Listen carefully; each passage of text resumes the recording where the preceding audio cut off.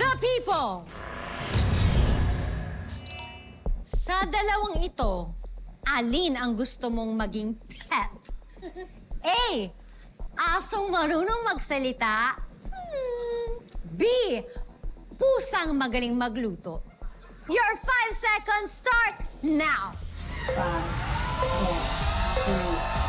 3, 2, 1. Time's up! Miss Pinky, ano po ang pipiliin nyo?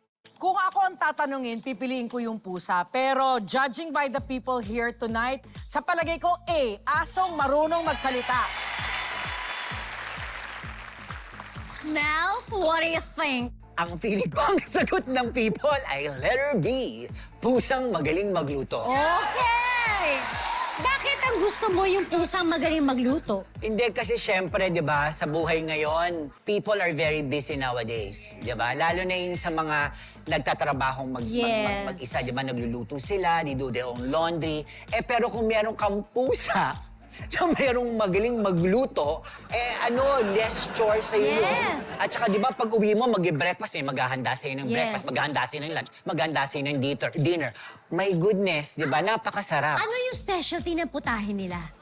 Ay, fusion. Fusion! Fusion, di ba? Magaling! Magaling. Dapat Magaling. Kasi yung pusang yon, chef yon. Oo. At saka, Diba?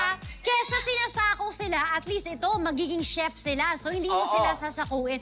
I think that's a good answer as well. Yes. But, let's hear it from the people muna. Sean, I want to know your answer first as a pet lover. asong nagsasalita. Kasi, sa tagal-tagal ko kasama ng mga aso ko, lahat na ng dinaldal ko, wala naman silang sagot.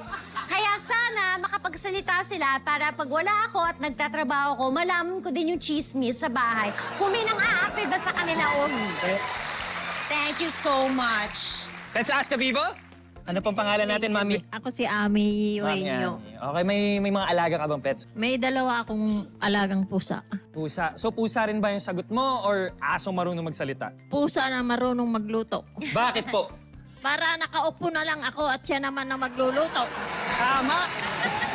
O, ano naman putahe ng pusa mo? Relyenong bangus. Wow! Oh, thank you so much, Mami Amin.